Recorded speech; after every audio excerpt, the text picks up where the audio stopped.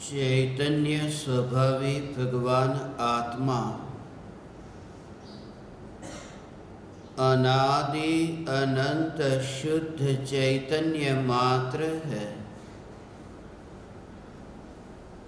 ज्ञान मात्र है।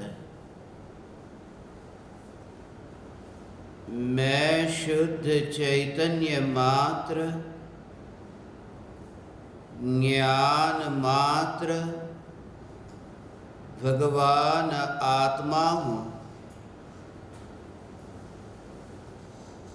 प्रति समय यह जागृति बनी रहे। इस जागृति का नाम धर्म है। देह की प्रत्येक क्रिया के काल में और विकल्पों के बहते प्रवाह के काल में ज्ञानी को प्रति समय यह जागृति रहती है कि मैं चैतन्य तत्व इस देह की किसी भी क्रिया में और विकल्पों के बहते प्रवाह में कहीं भी नहीं मिला हूँ। ऐसा शुद्ध चैतन्य तत्व मैं हूँ। प्रति समय स्वयं की शुद्ध चैतन्य सत्ता का बोध आत्म जागृति ही धर्म है। चैतन्य तत्व की स्व संवेदन प्रत्यक्ष निर्विकल्प अनुभूति होते ही देह होने पर भी देहातीत दशा प्रकट होती है। इतना ही नहीं, विकल्प होने पर भी विकल्पातीत दशा प्रकट होती है। चैतन्य तत्व की निर्विकल्प अनुभूति होते ही आत्मा में अतीन्द्रिय आनंद का सागर उछलता है। फिर भी ज्ञानी की दृष्टि उस अतीन्द्रिय आनंद के सागर की ओर भी नहीं जाती। जिस अतीन्द्रिय आनंद के सागर का अभी अभी जन्म हुआ है और दृष्टि चैतन्य तत्व पर ही टिकी रहती है। जिस चैतन्य तत्व का कदापि जन्म नहीं हुआ, यह चैतन्य तत्व ही मैं हूँ। चैतन्य तत्व की निर्विकल्प अनुभूति होते ही ज्ञान दीपक प्रज्वलित होता है। ज्ञान दीपक प्रज्वलित होते ही ऐसी यथार्थ श्रद्धा होती है कि मैं त्रिकाल प्रज्वलित ज्ञान दीपक हूँ। चैतन्य ज्योति की सत्ता के अतिरिक्त देह रूपी मिट्टी और रागादि विकारी भाव रूपी धुएं में कहीं भी फैला नहीं हूँ। ज्ञान दीपक प्रज्वलित होते ही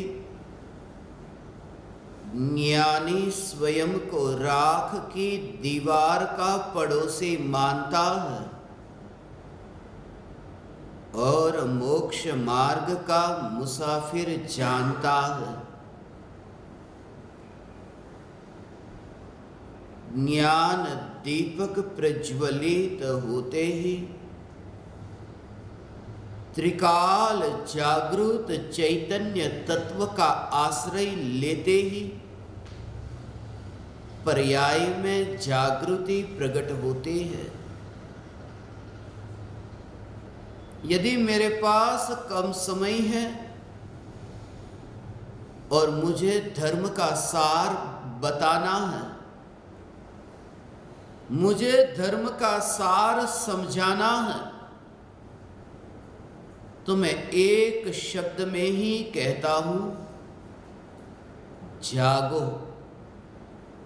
क्योंकि जागे को सदा ही सवेरा है और सोते को सदा ही रात। आंख का खुलना उठना है और दृष्टि का खुलना जागना है। आंखें तो अनंत बार खुली, मगर दृष्टि एक बार भी नहीं खुली। दृष्टि का खुलना सम्यक दृष्टि है। सम्यक दृष्टि को प्रति समय त्रिकाल सत्ता स्वरूप चैतन्य तत्व दिखता है। प्रत्येक ज्ञेय के ज्ञान में प्रतिबिंबित होने के काल में ज्ञेयों की सत्ता की ओर न देख करके ज्ञान की जानने रूप परिणमित होने वाली ज्ञान की अवस्था की ओर न देख करके ज्ञान की बहती धारा में ज्ञान की सत्ता की दृष्टि, ये दृष्टि का नाम सम्यक दृष्टि है। पूज्य गुरुदेव श्री कांजी स्वामी और परम कृपालु देव श्रीमद राजचंद्र जी, जिनके निमित्त से मैंने इस सत्य को जाना, उनके प्रति अहोभाव आए बिना कैसे रह सकता है। कुछ घंटों से जो व्यक्ति रास्ते पर भटकता हो, सत्य मार्ग की खोज में हो और मार्ग न मिलता हो, और किसी व्यक्ति को पूछे और कोई व्यक्ति उसे मार्ग दिखाए, उस व्यक्ति का कितना उपकार मानते हैं कि कुछ घंटे से मैं भटक रहा था, मार्ग की खोज कर रहा था, और मैं तो अनादि काल से अज्ञान के अंधेरे में घनी रात, अंधेरे की ऐसी रात में भटक रहा था, मोह की नींद में सो रहा था। अनंत बार मुनिव्रत धारण करके मोह की नींद में सोकर चित्र विचित्र स्वप्न देख रहा था कि मैं मुनि हूं, मगर स्वप्न में की गई यात्रा कहीं पहुंचाती नहीं। स्वप्न में की गई यात्रा स्वप्न छूटते ही पता चलता है यहीं पर ही था, और ऐसे ही अनंत काल व्यर्थ में बीता है। अनंत काल व्यर्थ में बीता, फिर भी अनंत काल व्यर्थ में नहीं बीता, क्योंकि एक समय के लिए भी जानने वाली चेतना सोती नहीं। एक समय के लिए ज्ञान का निरंतर बहता ये प्रवाह रुका नहीं। एक समय के लिए ये चैतन्य की ज्योति बुझी नहीं। और इसी का ये प्रमाण है कि वर्तमान में ये चैतन्य ज्योति प्रकट है। रात को जो दिया जल रहा था और सुबह उठकर के उस दिए को जब तुम जलता हुआ देखते हो, वो सुबह उठकर के जलती ज्योति को तुम देखो, वह ज्योति ये बताती है कि पूरी रात भर वो जलती थी, एक समय के लिए भी बुझी नहीं। वो सुबह ज्योति का प्रज्वलित होना, वो इस बात को बताता है कि वो प्रज्वलित होना निरंतर था। ये वर्तमान में जो ये जानना हो रहा है, वो इस बात को बताता है कि अनादि काल से आज तक जानने रूप कार्य रुका ही नहीं है। ये ज्ञान का प्रवाह, हे ज्ञान दीपक तुम जागो। तुम्हें जगाने के लिए पूज्य गुरुदेव श्री और परम कृपालु देव ने पुकारा, हे ज्ञान दीपक तुम जागो। इस भक्ति में ज्ञान दीपकों को जगाया। ज्ञान दीपक कोई और नहीं, रत्नत्रय को उपलब्ध हुआ आत्मा ही प्रज्वलित ज्ञान दीपक है। इसलिए ये ज्ञान दीपक शब्द को आप पढ़ते हो, ज्ञान दीपक, और मैं हमेशा ज्ञान दीपक के बाद एक आश्चर्य चिन्ह लिख करके आपको भेजता हूं। उसके पीछे भी कारण,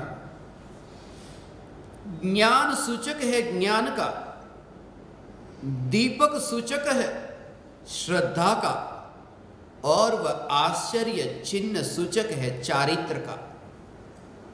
पहले जानो फिर मानो। फिर ये आश्चर्य चिन्ह क्यों?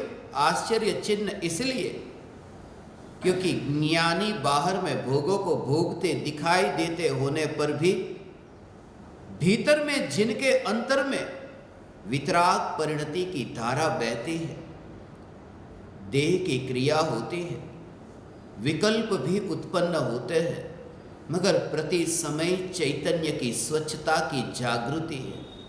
दुनिया को बाहर की क्रिया दिखाई देती है।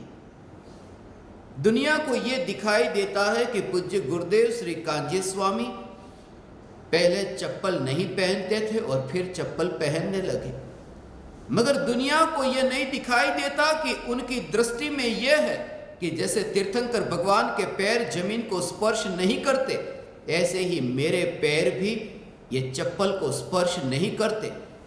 ऐसी अस्पर्शी परमाणु परमाणु की स्वतंत्रता, और जब एक परमाणु दूसरे परमाणु को स्पर्श नहीं करता तो चैतन्य परमात्मा परमाणु का स्पर्श कैसे कर सकता है? मगर ये श्रद्धा भीतर में है, ये दुनिया को चमड़ी की आंखों से न दिखाई देगी।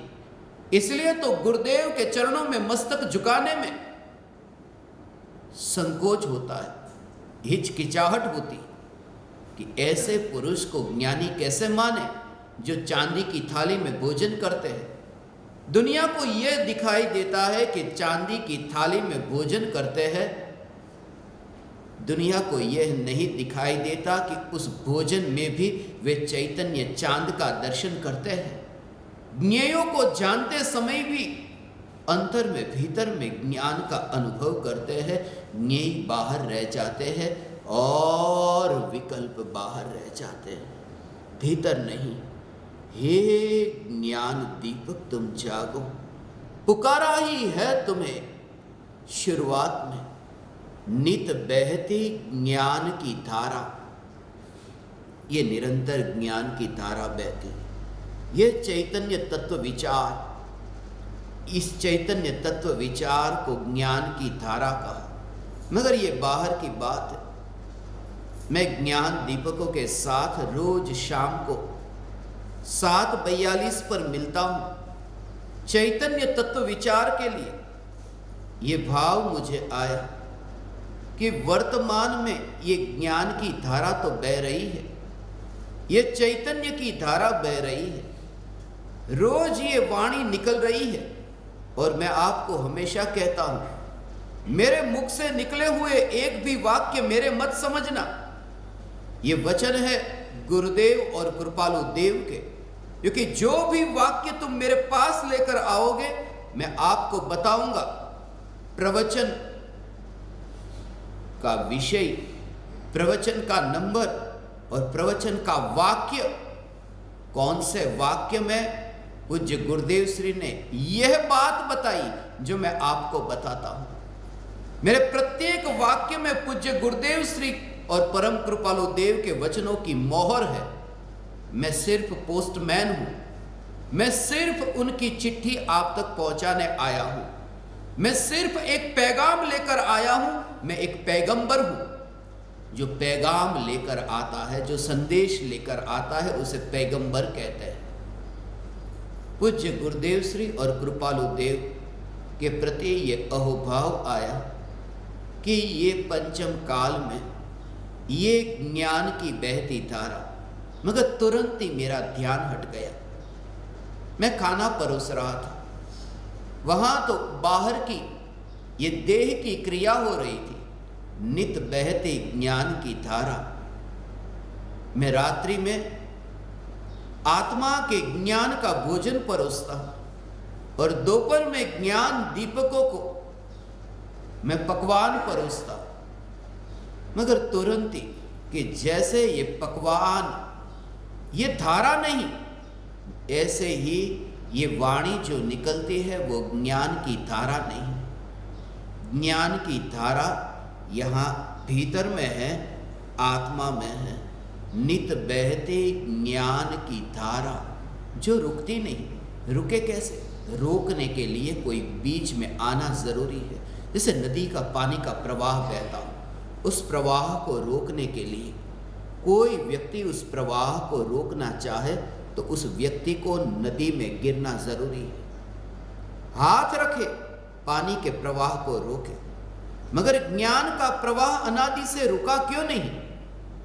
क्योंकि बीच में कोई आया नहीं। कौन? ये राग द्वेष के विकल्प। विकल्प ज्ञान की बहती धारा के बीच में नहीं आते। बीच में आते तो ज्ञान की धारा रुक जाती।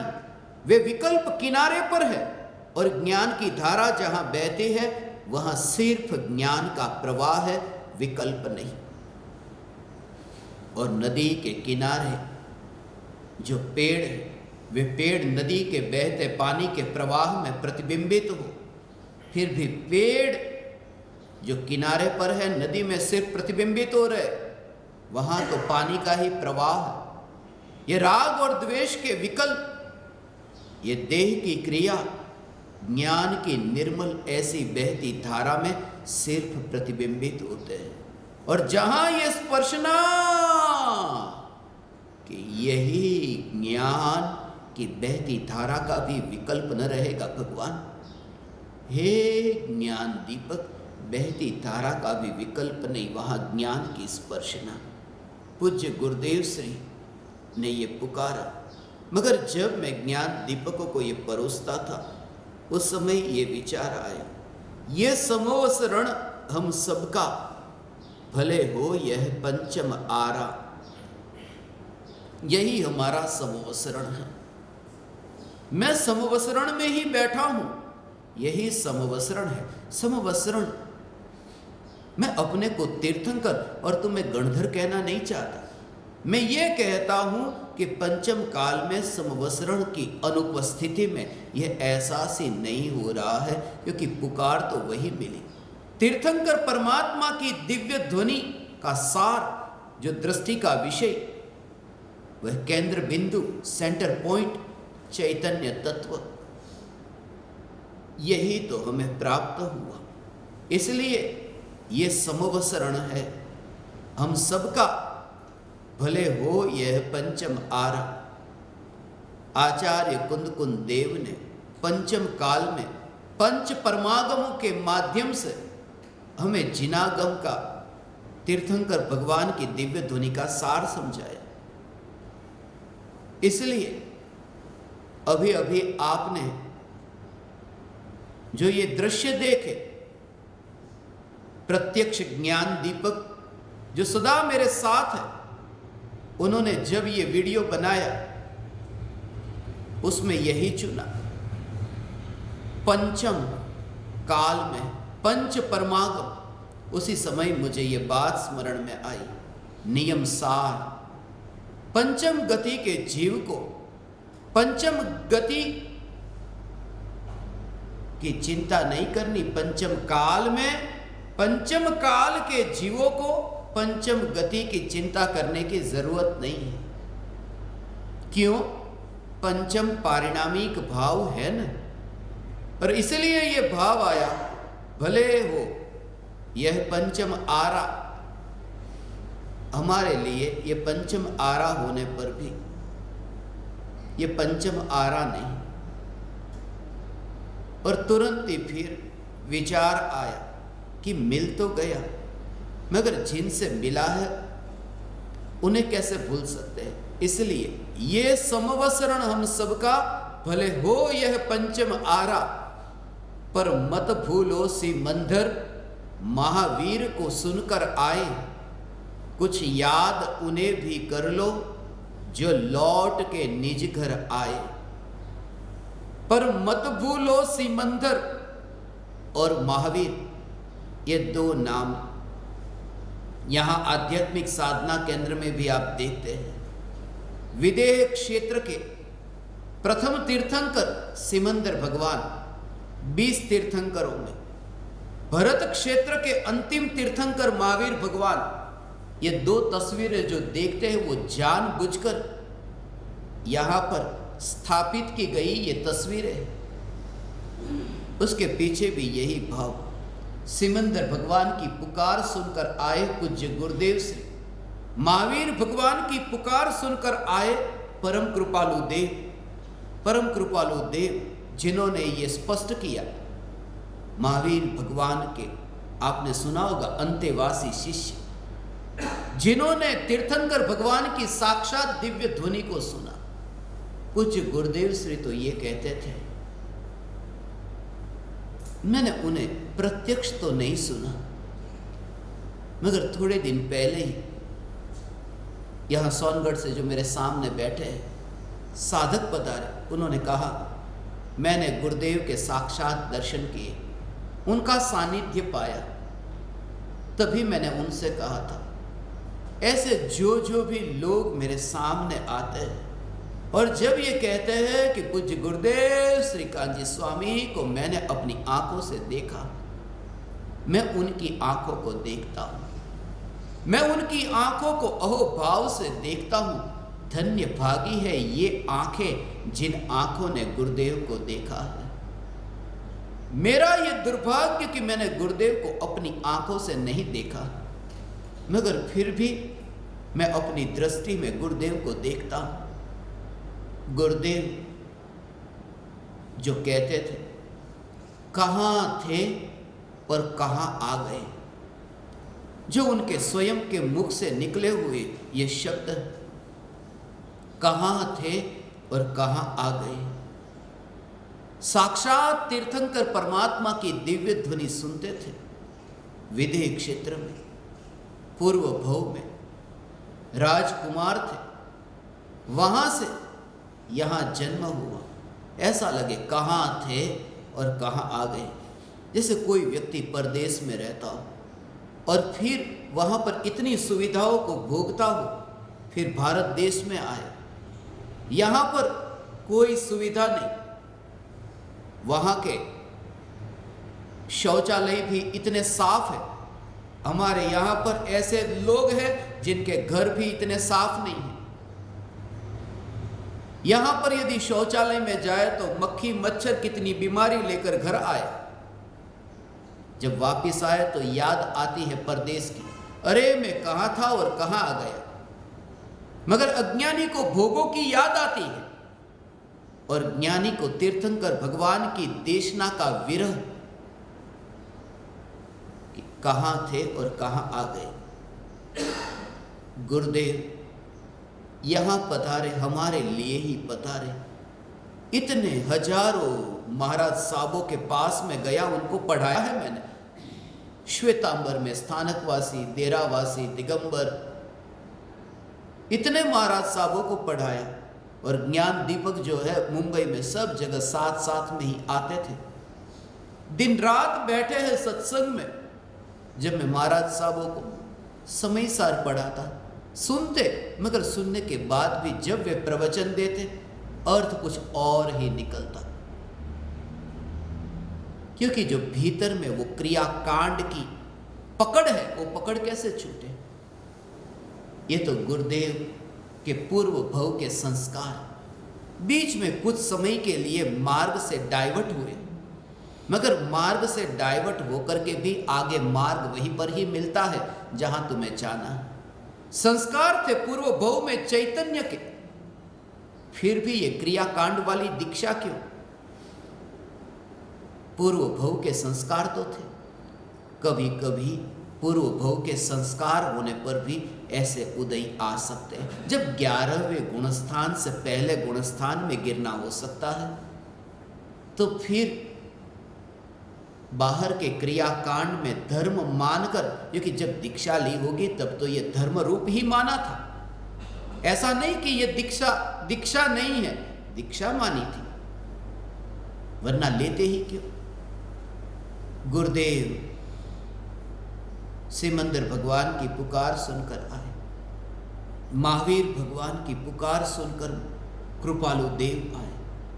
कृपालु देव को भी पूर्व भव में महावीर भगवान की पुकार सुनकर ये जो भाव जगा, यहां कृपालु देव ने करीब करीब 955 पत्र लिखे। परम कृपालु देव ने लिखे तो बहुत, पूरा थैला भर कर के बाद में मिला। कृपालु देव के देह परिवर्तन के पश्चात जब आखो कोथड़ो भरेला कागड़ होय उधई थई गेली। इतने लिखे थे, भेज नहीं पाए, इतने आए थे, पढ़ नहीं पाए। आयुष्य बहुत अल्प था, सिर्फ 33 वर्ष और 5 महीने।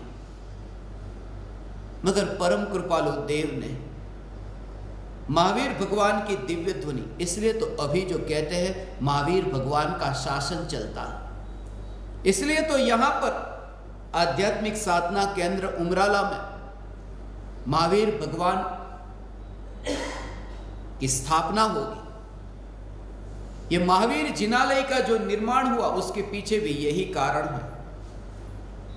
महावीर भगवान का शासन और परम कृपालु देव जिनकी पुकार पूरे विश्व में कहीं पर भी निर्विघ्न रूप से स्वीकृत हुई। तुम यदि किसी जैन को भी ये कहो कि मैं शुद्धात्मा हूं, तुरंत ही क्रियाकांड का चाहक कहेगा ये बात झूठी, बंद करो ये सब। कितने भूखे कितने प्यासे रहते हो इसकी बात करो। मगर पश्चिम में भी, अमेरिका में भी जब नासा में आत्मसिद्धि शास्त्र की स्थापना हुई, माइक्रोसॉफ्ट में आत्मसिद्धि की स्थापना हुई,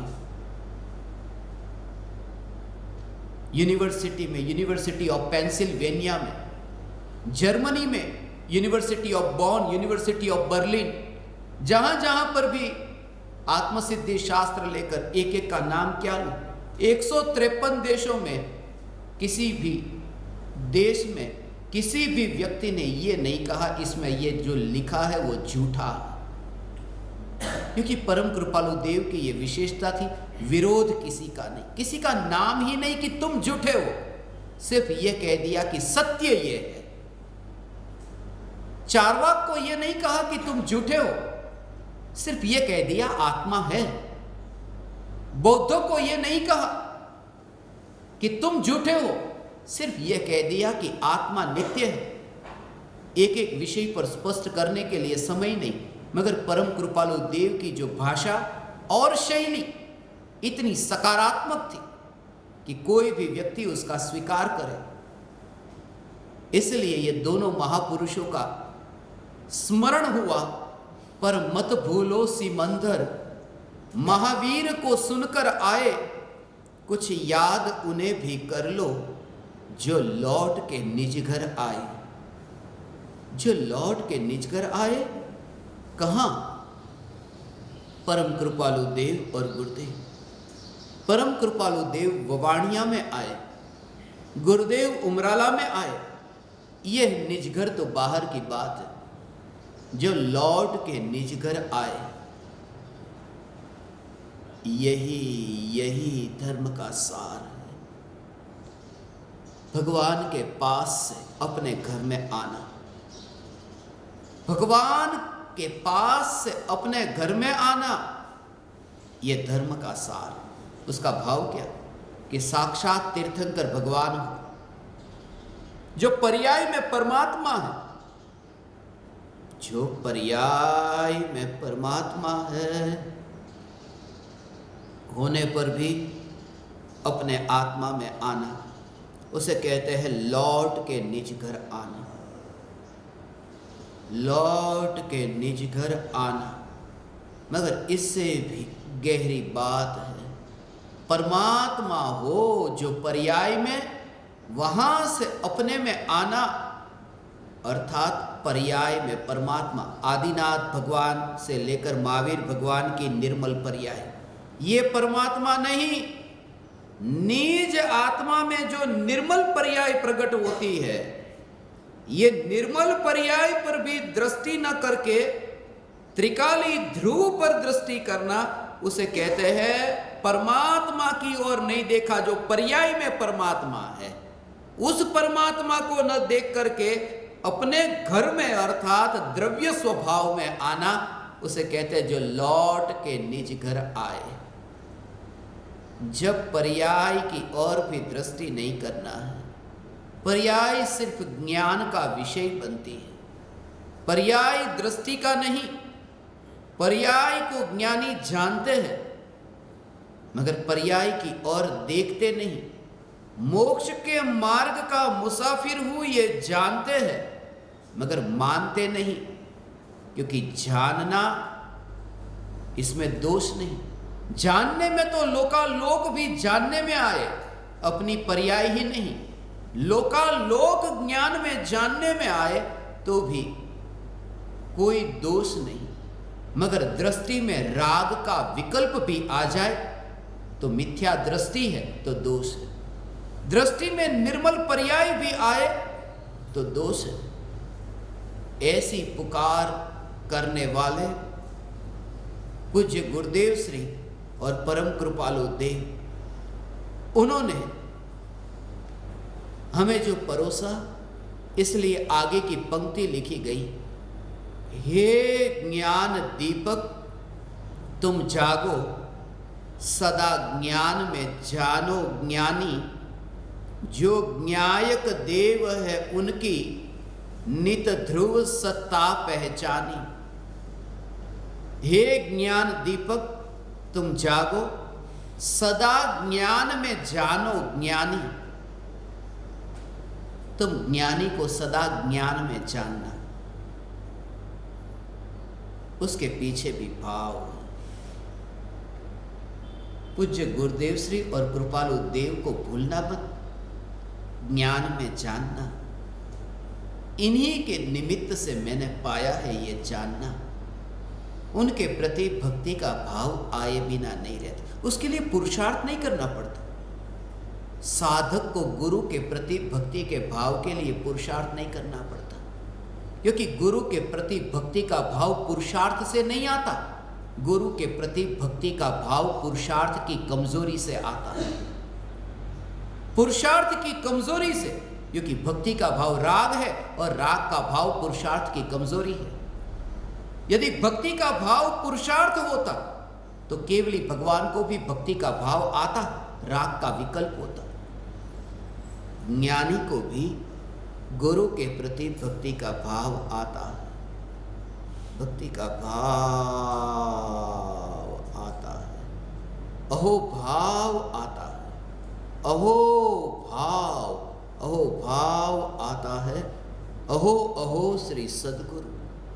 124वीं गाथा आत्मसिद्धि शास्त्र की 124वीं गाथा। अहो अहो तीर्थंकर परमात्मा के प्रति अहो अहो 124वीं गाथा जब भी मैं पढ़ता मुझे यही भाव आता, अहो अहो श्री सद्गुरु, अहो अहो श्री तीर्थंकर परमात्मा। 124वीं गाथा में यह लिखा कृपालु देव ने, अहो अहो श्री सद्गुरु। ये दोनों ज्ञानी आ गए 124 में। सिमंदर भगवान नंबर 1 के तीर्थंकर और महावीर भगवान 24वें तीर्थंकर 124 में पहले भी आ गए और 24वें भी आ गए। सिमंदर भगवान भी आ गए और महावीर भगवान भी आ गए। अहो अहो श्री सद्गुरु करुणा सिंधु भगवान। ये तो परम गुरु तीर्थंकर।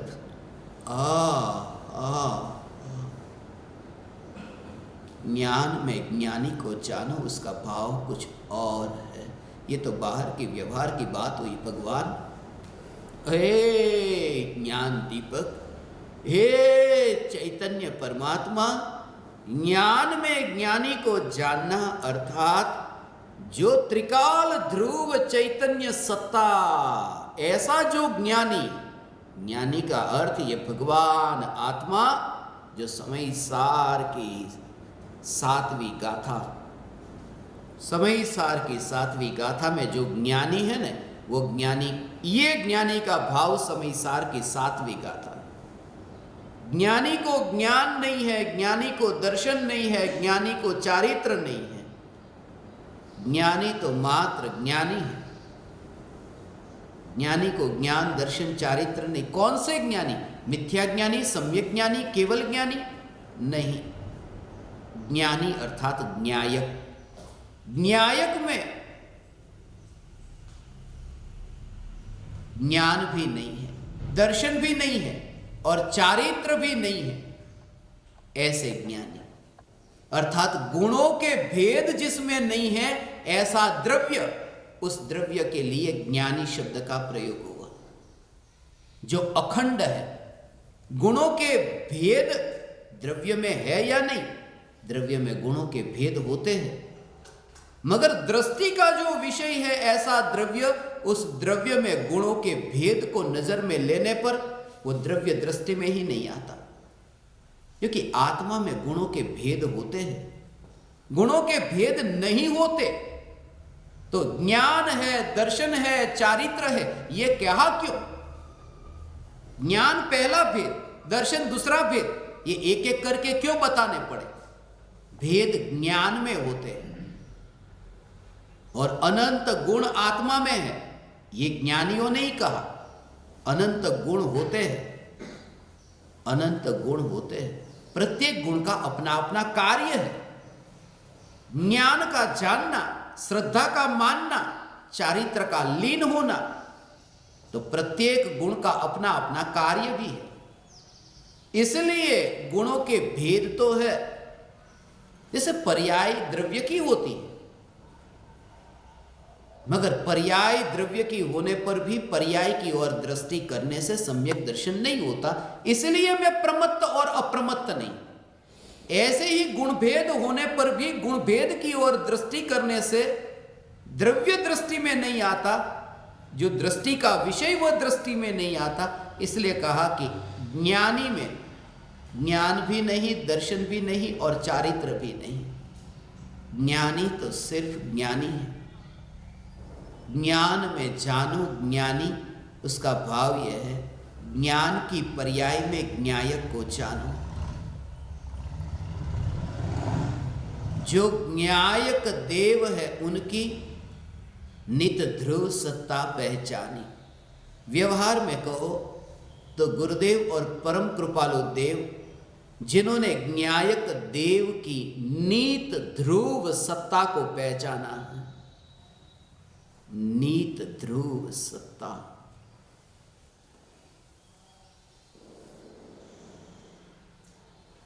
जाना नहीं, पहचाना। पहचाना, जानना तो जानना है और पहचानने में कुछ और है। ज्ञान होना उसका नाम जानना है और श्रद्धान पूर्वक ज्ञान होना इसका नाम पहचानना है। जानते तो है बहुत कुछ, मगर अभी पहचानते नहीं। ज्ञान का नाम तो ज्ञान का नाम जानना है। Knowledge is knowledge, but knowledge with belief is called understanding. ज्ञान तो ज्ञान है, मगर ज्ञान के साथ जो श्रद्धा है उसका नाम समझ है। जानना और समझना दोनों में अंतर है। इसलिए परम कृपालु देव ने यह नहीं लिखा, जे स्वरूप जाण्या बिना पाम्यो दुख अनंत। जे स्वरूप समझा बिना, क्योंकि ज्ञान के साथ श्रद्धा हो तब वो समझ होता है। समझना, इसलिए ये कहा तुम भूल न जाओ उनको, इसलिए सुनो ये कहानी। जो ज्ञायक देव है उनकी नित ध्रुव सत्ता पहचानी। उन्हें भूल मत जाओ। इसके लिए, इसलिए बार बार मैं ये कहता हूं, जहां पर भी आत्मसिद्धि शास्त्र की स्थापना के लिए 1 लाख केंद्र पर गया इस पृथ्वी पर, सब जगह मैंने यही कहा महात्मा गांधी जी के आध्यात्मिक गुरु, उनकी ये रचना कैसे होंगे महान, महात्मा के महात्मा।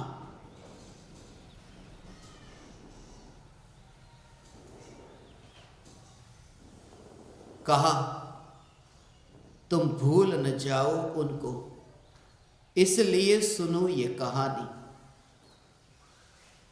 हमारे पास जो तत्व ज्ञान प्राप्त है, इन ज्ञानियों ने हम तक कैसे पहुंचाया है।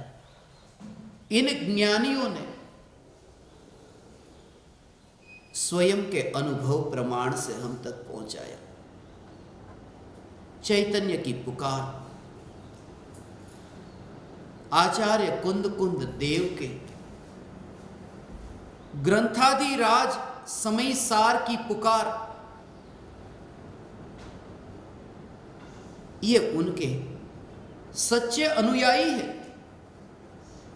परंपरा से नहीं, कुल परंपरा से नहीं। आचार्य कुंद कुंद देव दिगंबर संत थे, मगर संप्रदाय में नहीं थे। वे भाव से दिगंबर थे, दृष्टि में दिगंबर था। आचार्य कुंद कुंद देव के बाहर के रूप को देखो तो दिगंबर दिखते हैं, मगर कुंद कुंद आचार्य देव की दृष्टि को देखो तो वे दृष्टि में भी दिगंबर देखते हैं। रंगीन कपड़े भी नहीं और सफेद कपड़े भी नहीं। रंगीन कपड़े अर्थात मलिन पर्याय और सफेद कपड़े अर्थात निर्मल पर्याय, और पर्याय से पार, वस्त्र से पार द्रव्य का दर्शन, उसे कहते हैं दिगंबर द्रव्य का दर्शन। जहां पर्याय के वस्त्र के साथ में द्रव्य को न देखा, उस दृष्टि का नाम सम्यक दृष्टि है। तुम भूल न जाओ उनको, इसलिए सुनो ये कहानी। ये दोनों महापुरुष जन्म से दिगंबर कुल में पैदा नहीं हुए थे। इसलिए मैं ये बात कहता हूं, जो दिगंबर जैन, तुम जन्म से दिगंबर जैन हो। दोनों महापुरुष जिन्होंने समय सार को हम तक पहुंचाए, और दो ही नहीं, तीसरे महापुरुष भी पंडित बनारसी दास जी, तीनों ने आचार्य कुंद कुंद देव की पुकार हम तक पहुंचाई, मगर तीनों जन्म से श्वेतांबर थे, श्वेतांबर परिवार में पैदा हुए थे। क्या फर्क पड़ता है? सत्य की जब प्राप्ति होती है, वहां पर्याय के वस्त्र भी नहीं होते, तो कुल परंपरा की बात तो कहनी ही क्या। इसलिए उन्होंने ये नहीं देखा कि मैं कहां पैदा हुआ, उन्होंने ये देखा कि जो पैदा ही नहीं हुआ वह मैं हूं।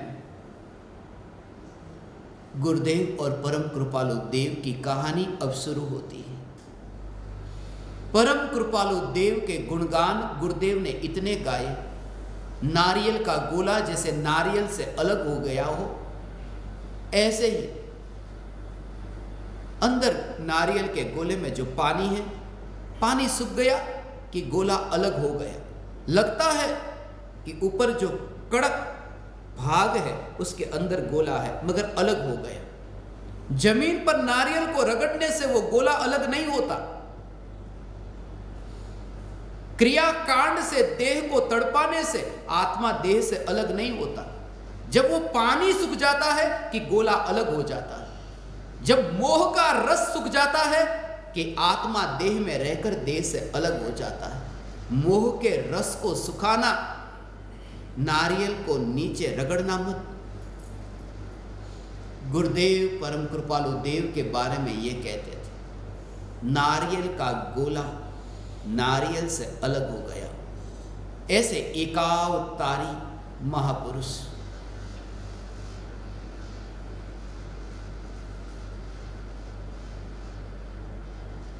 संप्रदाय में नहीं अटके। कोई भी ज्ञानी संप्रदाय में नहीं अटकता। उनके अंदर एक बल होता है, वो दुनिया की फिक्र नहीं करते। वो दुनिया को खुश करना है ये नहीं सोचते। ज्ञानी वह जो दुनिया से खुश रहता भी नहीं और दुनिया को खुश करता भी नहीं, क्योंकि दुनिया को खुश करने में कर्तृत्व बुद्धि की गंध आती है और दुनिया से खुश रहने में भोक्तृत्व बुद्धि की गंध आती है। इसलिए ना मुझे दुनिया को खुश करना है ना दुनिया से खुश रहना है। दूसरों को सुखी नहीं और दूसरों से सुखी नहीं, सिर्फ इतना ही पर्याप्त है, मैं सुखी हो जाऊं। सुखी क्या हो जाओ, स्वयं सुख स्वरूप हो यह पहचान हो जाए। ये ज्ञानियों की विशेषता, उनकी निर्भयता। हे ज्ञान दीपक तुम निर्भय होना, ये समाज की ये दुनिया की फिक्र तुम मत करना। यदि तुम्हें ये निश्चय और निर्णय ये तुम्हारा पक्का है कि यही सत्य है, तो दुनिया की फिक्र मत करना। दुनिया क्या कहेगी कि तुमने संप्रदाय छोड़ दिया? नहीं, सत्य यह है, सत्य यह है। दुनिया तो कहती है, आपने वो गधे की कहानी सुनी है? बाप और बेटे दोनों गधे के साथ यात्रा करते हैं।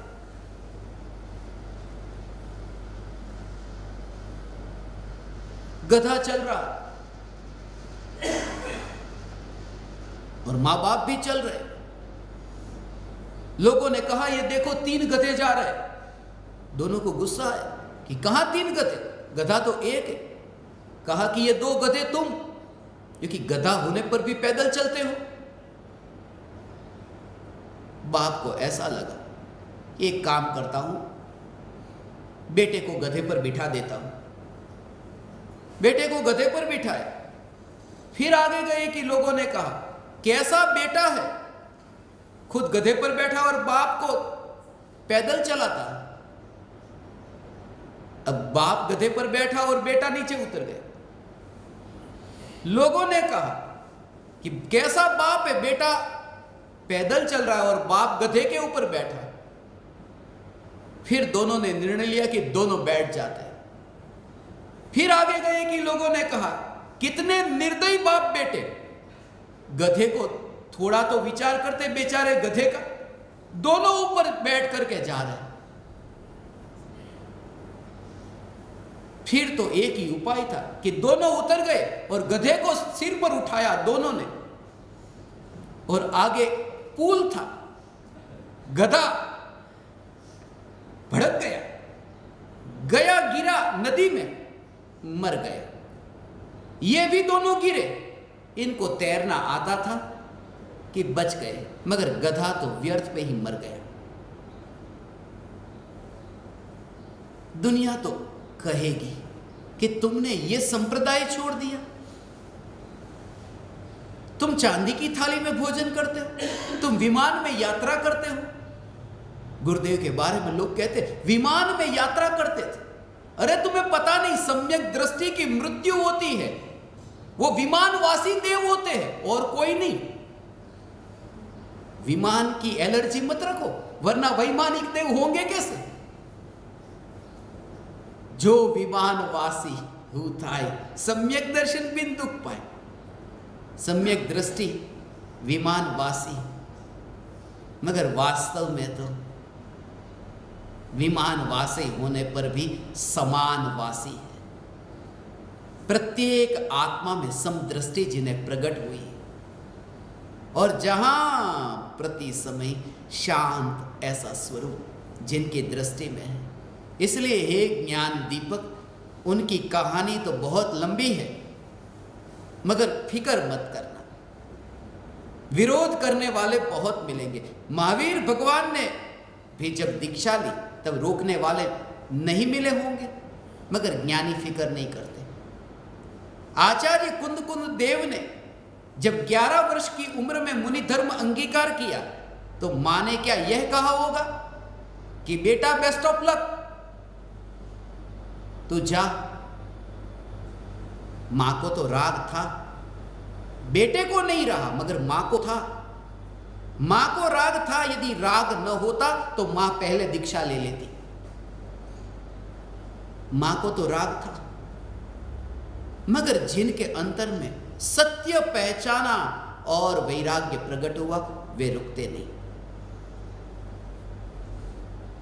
बुद्ध को मनाने वाले भी बहुत थे। बाप ने रोका, पत्नी ने रोका और कहा एक बार तू घर से निकला फिर दोबारा नहीं आने देंगे, मगर चले गए। और बुद्ध के पिता के मित्र थे, वो भी एक सम्राट थे, सम्राट के मित्र सम्राट। उन्होंने बुद्ध को कहा कि तू आजा, मेरे यहां आजा, मेरी एक एकलौती बेटी है, उससे तेरी शादी करा देते, और मेरा बेटा नहीं है तो जितनी भी संपत्ति है वो सब तेरी हो जाएगी, और तेरे बाप का भी कोई दूसरा बेटा नहीं तो वो संपत्ति भी बाप तुझे थोड़े दिन बाद फिर बुला ही लेगा, तो वो भी तेरी ही होगी। मगर उनके अंदर भी सवार हुआ कि मैं छोड़कर जाऊंगा। कोई भी व्यक्ति जिनके अंतर में एक बात निश्चित हो गई, जिनको भी तुम देखते हो, ज्ञानी अज्ञानी की मोहर नहीं लगाता मैं सिर्फ ये कहता हूं कि जब तुम्हें दिखता है कि ये सत्य, तुम दुनिया की परवाह नहीं करते, और इन ज्ञानियों ने दुनिया की परवाह नहीं की। किसी भी समय मुझे दुनिया की फिक्र नहीं, और दुनिया से मुझे कोई सर्टिफिकेट नहीं चाहिए, क्योंकि प्रज्ञावान पुरुष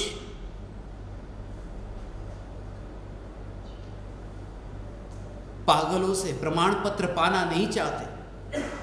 जिन्होंने स्वयं जान लिया ये मार्ग सत्य है। गुरुदेव के विरोधी कितने थे? गुरुदेव किसी के विरोधी नहीं, गुरुदेव के विरोधी बहुत थे, फिर भी गुरुदेव की ये पुकार और श्रद्धा के साथ बधा भगवान છે ने भगवान थाओ, ये अहंकार होता तो संप्रदाय में गुरुदेव को बहुत मान मिलता था, वाह वाह करने वाले, पैर छूने वाले बहुत मिलते, और उस समय गुरुदेव को, जैसा मैंने सुना है, इतनी ख्याति प्रसिद्धि, दूर दूर से लोग उनके दर्शन को आते थे।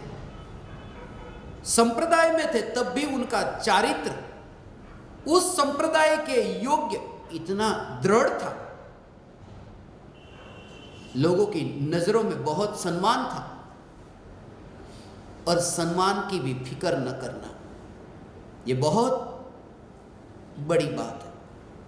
जब स्वरूप की अनुभूति हो तब ये दिखता नहीं कि बाहर में कितना भी मान मिले, दूसरों के सामने मुझे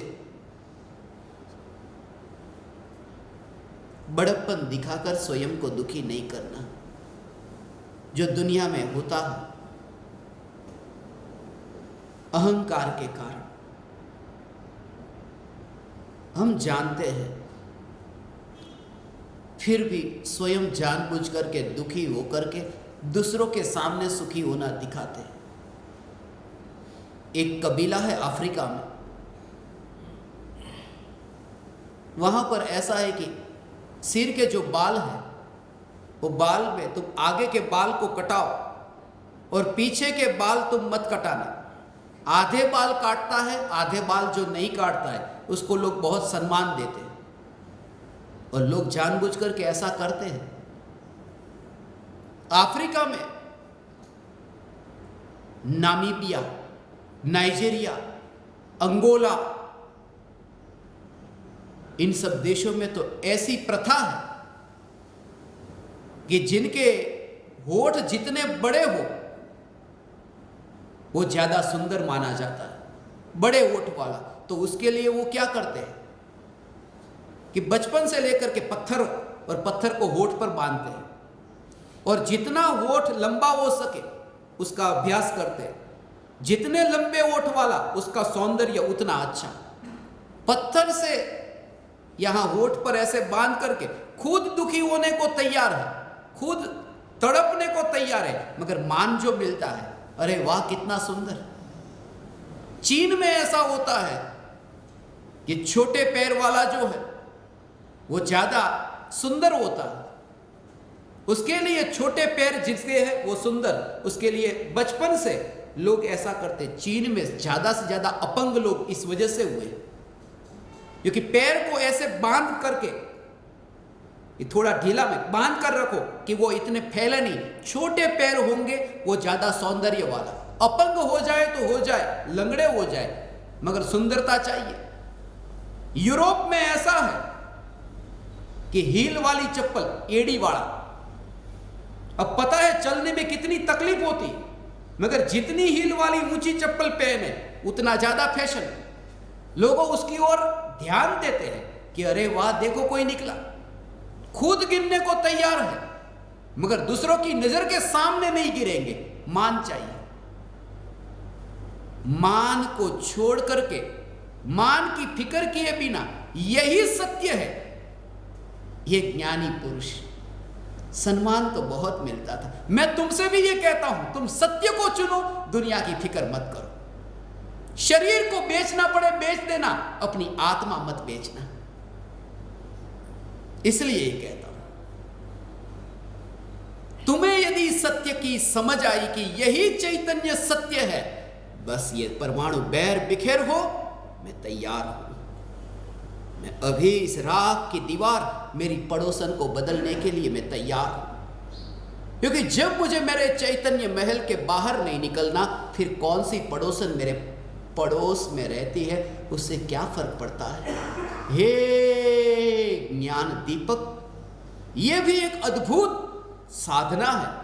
मुझे लोग कहते हैं 142 ज्ञान दीपक प्रज्वलित करना चाहते। इस जमाने में, कलयुग में 142 ज्ञानी, हाँ होंगे, 142 होंगे। ये मेरी भावना है। 142 ज्ञान दीपक प्रज्वलित होंगे। विरोध करने वाले बहुत मिले, मगर मैंने कभी यह विचार नहीं किया। मिशन जब शुरू हुआ तब भी लोगों ने यह विरोध किया था कि आत्मसिद्धि शास्त्र तुम दुनिया में ऐसे लोगों तक पहुंचाना चाहते हो। परम कृपालु देव ने तो 4 को ही दी थी और आप 1 लाख केंद्र पर। परम कृपालु देव ने 4 को ही आत्मसिद्धि शास्त्र 4 जीवों को दी। मैं सिर्फ उसको यही पूछता कि तुमने पढ़ी? उसने कहा मैंने पढ़ी। मैं कहता वो 4 में तुम्हारा नाम नहीं है, तुमने क्यों पढ़ी? जैसे तुमने पढ़ी, तुम्हारा जीवन परिवर्तित हो सकता है तो किसी और का भी हो सकता है। और ज्ञानी किसी को ये चैतन्य की पुकार नहीं सुनाते, उसका मतलब ये नहीं सुनानी, उसका मतलब ये कि उनकी दशा अभी ऐसी है। पूज्य गुरुदेव श्री हजारों लोगों को चैतन्य की पुकार सुनाते। कृपालु देव ने 4 जीवों को, उनकी दशा और बेहतर थी कि उन्होंने 4 जीवों तक ही फैले, अधिक न फैले। और आचार्य कुंद देव होते तो 4 को भी नहीं देते, ताड़ के पान पर लिख करके आगे चले जाते। वो तो 4 को भी नहीं देते, क्योंकि इतने शास्त्रों के इतने पन्ने को लिखने के बाद में कोई नहीं मिला तो वो तो विकल्प उत्पन्न हुआ कि लिख दिया। देने तक का विकल्प नहीं, उठाकर आगे ले जाने तक का विकल्प नहीं, वरना बहुत बड़ी गठरी हो सकती है पत्ते की और परिग्रह बढ़ जाएगा, सिर पर उठाना पड़े। 2 हाथ है, एक हाथ में पीछे, एक हाथ में कमंडल, तीसरा हाथ ही नहीं। इसलिए शास्त्र की रचना करते हैं मुनिराज, और वह दशा होगी जब मैं इस देह में से बाहर निकलूं, मेरी यह दशा होगी। मैं दिगंबर होऊंगा, मैं मुनि होऊंगा। अपूर्व अवसर एवं क्यारे आवश्य। देह पर वस्त्र न होगा जब आत्मा इस देह से बाहर निकले, वह दिन भी दूर नहीं। हे ज्ञान दीपक, परम कृपालु देव, होगा। तुम्हारा निर्णय यदि दृढ़ है और तुम्हें सत्य की पहचान है, तो फिक्र मत करना, फिक्र मत करना।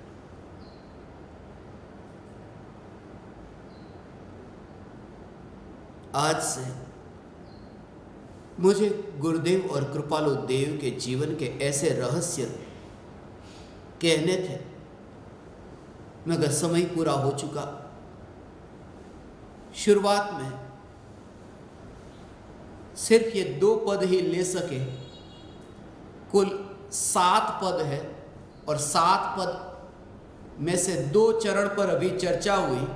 5 चरण को आगामी 2 दिनों में हम समझेंगे, जिसमें परम कृपालु देव की जो मुनि होने की भावना थी, भावना हो और व्यक्त भी हो। अपूर्व अवसर ऐसा कब आएगा, ये भावना व्यक्त भी की, बोल करके ही नहीं, लिख करके। मैं तो सिर्फ बोल करके कहता हूं, कृपालु देव ने लिख करके भी। बस कुछ समय का ये सफर है आप ज्ञान दीपकों के साथ में। मैं ये भावना पाता हूं, मेरे इस पृथ्वी के अलविदा होने से पहले, हे ज्ञान दीपक, तुम उस सत्य को पहचानो। दुनिया की कोई शक्ति तुम्हें दुखी न कर सके, क्योंकि तुम शक्ति संपन्न चैतन्य परमात्मा को समझो, चैतन्य स्वरूप को तुम समझो। परम कृपालु देव का स्वप्न था, मगर देह ने साथ न दिया। घायल हुआ देवालय, वहां तो तुमने सुना ने, जब घायल हुआ हिमालय, नहीं घायल हुआ देवालय। खतरे में पड़े व्रत आदि, खतरे में पड़ी आजादी नहीं, खतरे में पड़े व्रत आदि। ये जो रचना में लिखा है, उस समय कृपालु देव के क्या भाव थे, और परम कृपालु देव ने मां से जो कहा और मां ने कृपालु देव को जो कहा, वो कहानी मुझे आपको कहनी है। गुरुदेव ने भी ये जो भावना पाई अपने जीवन में, उनके भी जीवन के संबंध में आगे कहेंगे। अस्पताल में रह करके, जसलोक हॉस्पिटल में मुंबई में, अंतिम घड़ी में उनके भेद विज्ञान की धारा, उसके बारे में भी मैं आपसे कहूंगा। यदि तुम्हें सम्यक दर्शन हो, धन्य हुए, यदि नहीं हो तो भी बीजारोपण हुआ। क्योंकि इस काल में ऐसे, पंचम काल में ऐसे जीव है 123 जीव, जो यहां से मरकर विदेह क्षेत्र जन्म लेंगे, सीधे यहां से मरकर विदेह क्षेत्र जन्म लेंगे और अगले भव में सम्यक दर्शन पाएंगे। पंचम काल में 123 जीव, 21,000 बरस का ये पंचम काल, और इसमें 3-3 हजार बरस के 7 टुकड़े, पहले 3,000, बाद के 3, ऐसे 21,000, कुल मिलाकर 123 जीव। पहले 3,000 बरस में 64 जीव, दूसरे 3,000 बरस में 32, तीसरे 3,000 बरस में 12, चौथे में 8, पांचवें में 4, छठे में 2 और 7वें 3,000 बरस के टुकड़े में 1 जीव। कुल मिलाकर 123 जीव। और अभी पहले 3,000 बरस का टुकड़ा चल रहा है, ये पहला भाग 64, सबसे ज्यादा संभावना है। यदि सम्यक दर्शन अभी नहीं पाया तो भी अगले भव में पाएंगे, मगर अगले भव में पाएंगे ऐसा विचार करने वाले अगले भव में नहीं पाते। ये तो किसी कारण से अटक गए, वो वहां पाएंगे, और सम्यक दर्शन ही नहीं पाएंगे। 9 वर्ष की उम्र में केवल ज्ञान पाएंगे। 9 वर्ष का बच्चा केवल ज्ञानी, लोकालोक जिसके ज्ञान में प्रतिबिंबित होता हो, ऐसा 9 वर्ष का बच्चा, मगर तीर्थंकर परमात्मा के तुल्य, वो केवल ज्ञानी, ज्ञान की तुलना कर रहा हूं, लोकालोक को जानने वाला। 1 करोड़ पूर्व वर्ष का आयुष्य पूर्ण कर फिर वे निर्वाण को उपलब्ध होंगे। ये 123 मुझे स्मरण में आया, आज का दिन 123 का दिन है। 12 तारीख, तीसरा महीना, 1 2 3, 123 का दिन है। तुम्हारे लिए भी मैं ये भावना बता हूं, चौथे गुणस्थान के लिए प्रार्थना करता हूं। जैसे तुम्हें किसी वस्तु को पाना हो, चौथे गुणस्थान को पाना हो, मैं भी कहता हूं 1 2 और 3, मगर 4th नहीं आया। चौथा गुणस्थान सम्यक दर्शन आपको प्रकट हो, आंख आने पर यह बताना न पड़ेगा आगे क्या करना, क्योंकि सम्यक दर्शन उसका नाम है जहां चौथे गुणस्थान से लेकर मोक्ष तक का मार्ग क्रिस्टल क्लियर स्पष्ट रूप से दिखाई देता है। उसका नाम चौथा गुणस्थान है।